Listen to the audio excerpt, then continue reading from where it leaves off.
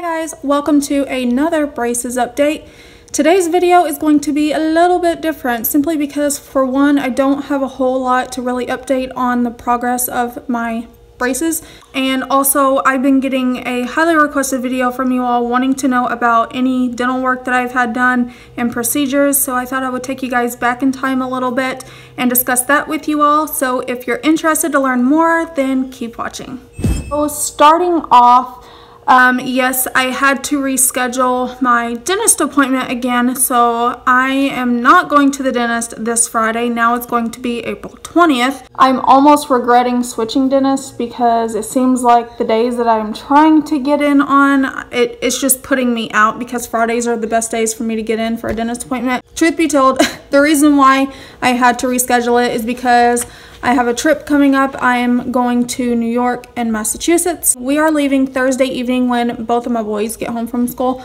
So it's going to take us a couple days to get up there. We're actually making a little pit stop in Lexington to visit one of my husband's grandmothers. Massachusetts is where my husband is from. New York is just kind of like on the way, and so we're going to go visit the 9/11 memorial in Massachusetts. I'm super excited because not only does my husband have family that lives there that we're going to get to visit, in Salem, Massachusetts, where the Salem witchcraft trials occurred, the movie Hocus Pocus, if you guys remember that from the 90s, I was a big fan of that movie, as probably most of you 90s children were. That movie was created in Salem, Massachusetts, so all of the houses that were filmed, like Max and Danny's house, the Old Burial Cemetery, I think it's Old Burial Hill Cemetery, I believe is what it was called. I might be wrong on that. That's in Marblehead, Massachusetts, which is literally right on the coast. All of these places, the town hall where the Sanderson sisters had their festive event during the Halloween party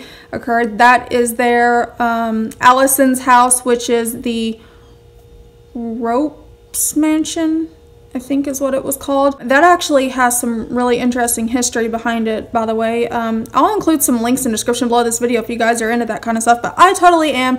So on our way to Massachusetts, because it is such a small, state, we're only going to be an hour and a half away from Salem, so we're going to go head over there and visit. They've also got a Pioneer Village, which is where the Sanderson sisters lived in that old creepy house, and Thackeray Binks back in his days before his cat days. So yeah, I'm really interested and excited to do that. But so as a family, we're taking the kids and we're going to go travel and visit family, and we needed to kick out a day earlier, so I had to reschedule my dentist appointment for that reason. I do not have any teeth currently bothering me right now. The only time my teeth bother me is when I'm flossing, which is in between these areas down here where I've got my silver fillings. I don't know why those bother me. I've been using Sensodyne toothpaste to try to help with that, and it has helped, but not 100%. I've also been told that when you get new fillings that sometimes it takes a while for them to, adjust and the sensitivity to fully go away. But I've had these fillings now for, I want to say almost 2 years now, I think. I got my notes here going over my dental work and everything with you guys. So anyways, my dentist appointment is rescheduled for April 20th. My orthodontist appointment is on April 4th, so that kind of works out well because I really wanted to get into my orthodontist again before I go to the dentist, because I'm actually really considering these extractions. You guys are probably like, what in the world?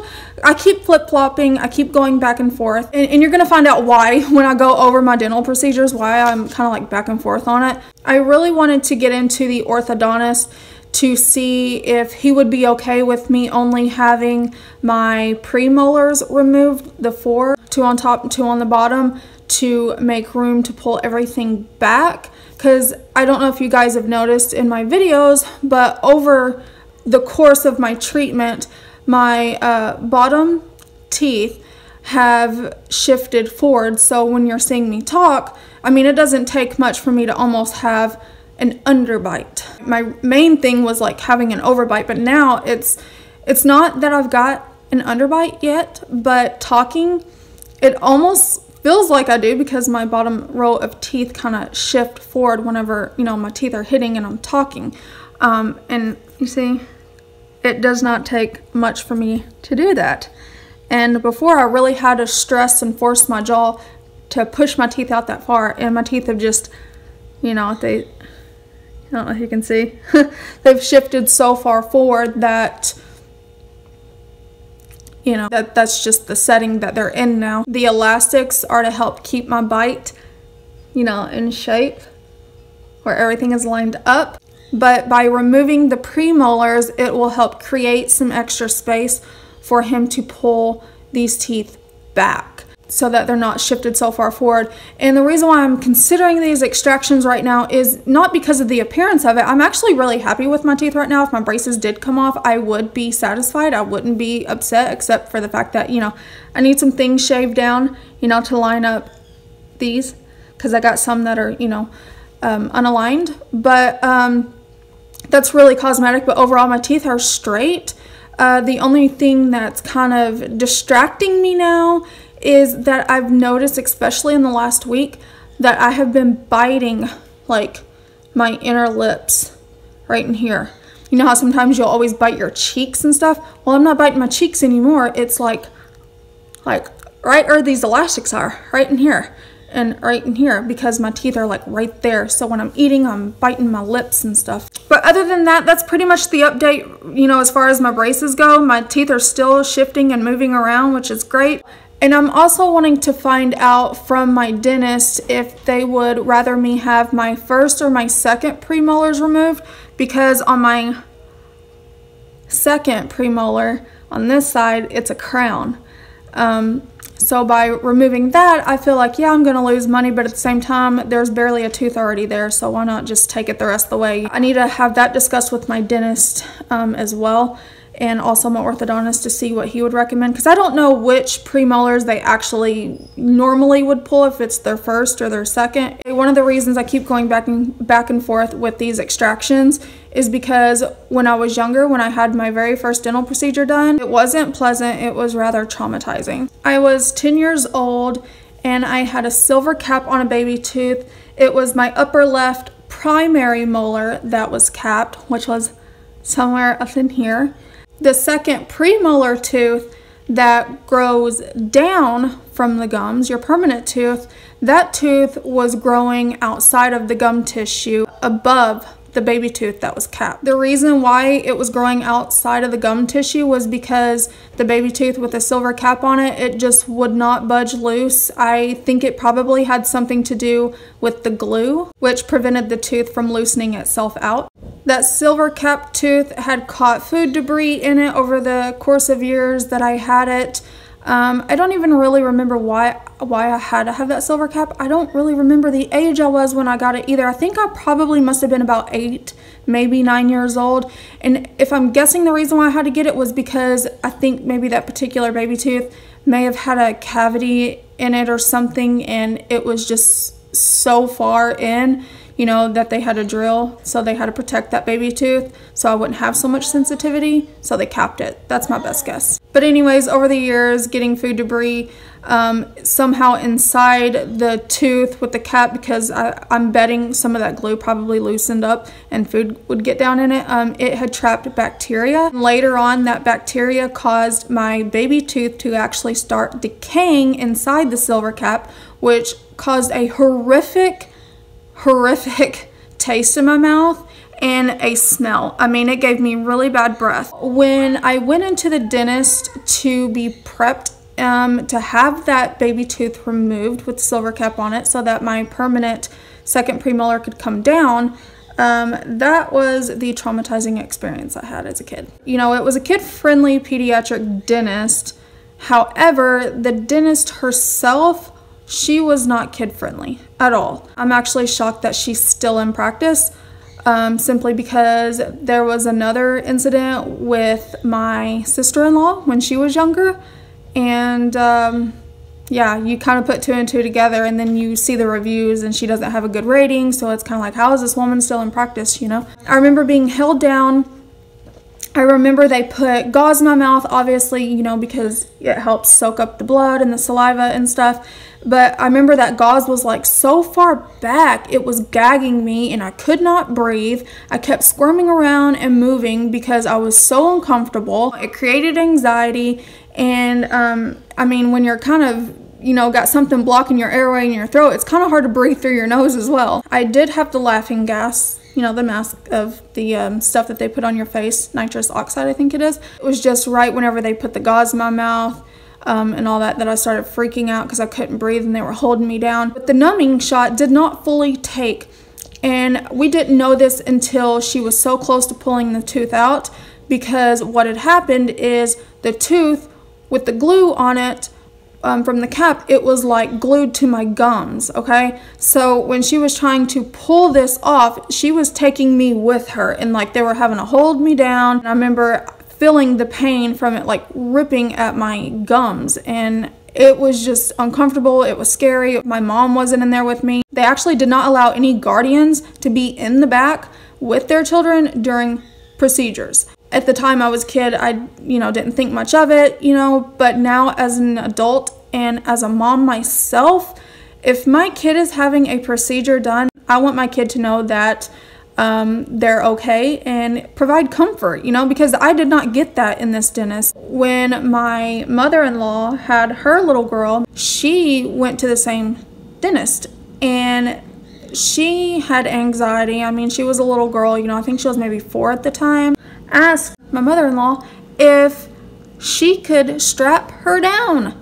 Like, do not do that. That will scar that girl for life for future dental appointments, and you don't want to do that, because I know from experience. So you can see now why I have such a touchy-feely with having not 1, not 2, not 3, not 4, not 5, not 6, not 7, but 8 tooth extractions. Not only is my orthodontist wanting to pull the premolars, but, well, is he suggesting to pull the premolars, but he is also suggesting me go ahead and have my wisdoms pulled.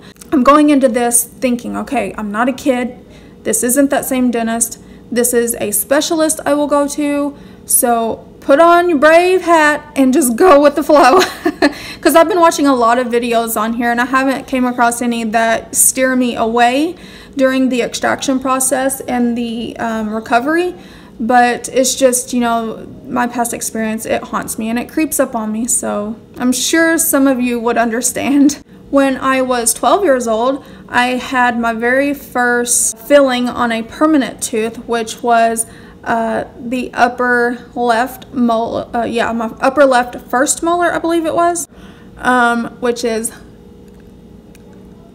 I'm gonna try, I may have to include pictures because I cannot see myself in what I'm showing you guys here, but it's the one with the big filling in it, right here.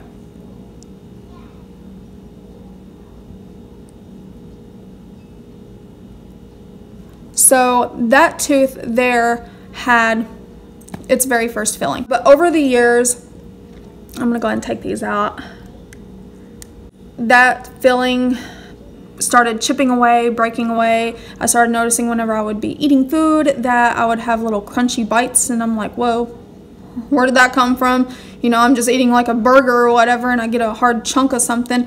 And I later found out that that was the filling chipping away. I would be able to take my tongue and fill on it, and it would be really, really rigid because there were parts of the filling missing, making my tooth feel sharp. That tooth was the only tooth that I had a filling in until my 20s. Fast forwarding to about 15 years, I ended up having to have a root canal. I went to my previous dentist. I found out that I had, you know, multiple cavities. This was all at one time, and one of the teeth that I had a cavity in was so bad that it needed a root canal, and that tooth started its cavity from the inside where the root of the tooth is, and it started working its way like through the enamel of the tooth to the outside of the tooth.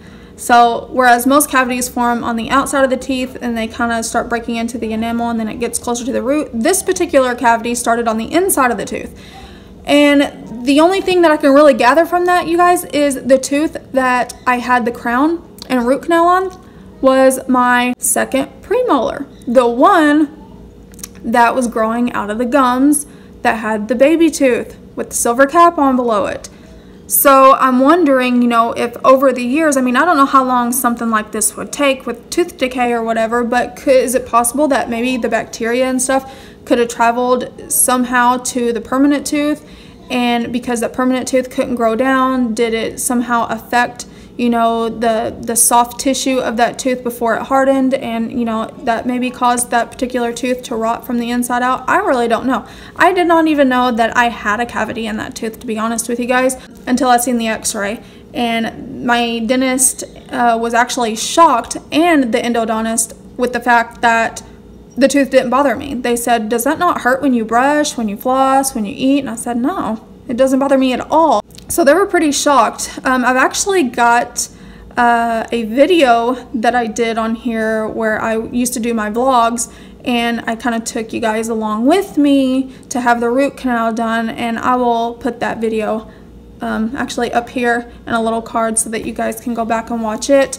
But I do show a picture of the x-ray where you can see, you can kind of barely see, but there's like a little cloudy dark area in the tooth, which is where the cavity was. But I had that root canal done and a temporary crown placed back March 16th of 2006, or no, March 21st of 2016. So right at 3 years ago. Shortly after that root canal, I had, what was it, a total of 6 new fillings all at once, including the old one. He had to redo that one because, like I said, it was chipping away. It needed, you know, some new filling in there because it was just really old, and over time you do have to replace fillings because they have a tendency to do that. One of my fillings is composite, and that is my second premolar, which is this one right here. So you can't see it because it's white, and like I said, I'll include some pictures so that you guys can see a little bit better because I can't see what I'm showing you on this side of my camera. The reason I chose composite was because it's a premolar and it's closer to the front and it's like on top. So because I've always had such a big smile and a big laugh, I just did not want to have a lot of silver shining, and I felt a little self-conscious about it. So for that reason, I chose to go with composite. If I could, I would do composite on all my teeth, but composite is a lot more expensive, and I like the fact that, you know, it does match your teeth color so you can't see it. However, composite does not hold up as strong as the silver, and sometimes I almost want to question that because I did have a silver filling that started to break away and I had to get that refilled. But that silver tooth had lasted me for quite some years, and this particular white composite filling has been holding up really nicely. But I do have teeth sensitivity, and not only do I have teeth sensitivity around that one, I've also got it around my silver ones that are like in between. You can see I got some that are like in between the teeth, and that's where I did not floss my teeth, you guys. If I had to suggest something to you out of doing all of these braces updates and stuff for you guys, I cannot stress enough the importance of flossing your teeth. Yes, it's an extra step in brushing your teeth, and it does take up more time. It's just that thing that I'm not going to do it right now, I'll do it later. And then, well, guess what? Later comes around and you don't do it, you know, and then when later comes around, you got cavities and you got to get fillings and stuff. But it can become costly if you don't floss.